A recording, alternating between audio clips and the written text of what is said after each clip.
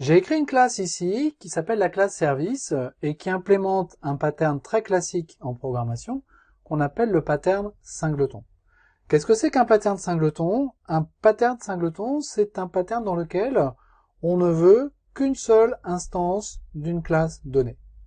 J'ai créé cette classe service, mais en fait, je veux que, à l'échelle de toute mon application, je ne puisse avoir qu'une seule instance de cette classe. Pour ça, j'ai besoin de faire plusieurs choses. La première chose, c'est qu'il faut que j'interdise au code extérieur à cette classe la possibilité de créer des instances de service. Raison pour laquelle j'ai mis l'unique constructeur de cette classe service ici comme étant un constructeur privé. Donc du code qui se trouve à l'extérieur de cette classe service, même du code qui étendrait cette classe service, ne peut pas instancier cette classe, ne peut pas faire new service du fait que le constructeur ici est privé. Étant donné que le constructeur est privé, je ne peux pas instancier service de l'extérieur de service.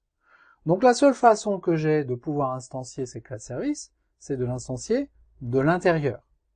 Mais étant donné que je ne peux pas avoir d'intérieur dans une instance créée de l'extérieur, je suis obligé de mettre ce code dans une méthode statique.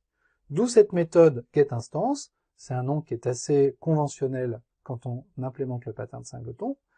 Cette méthode statique ici, public static service, va se charger de l'instanciation de mon unique objet service.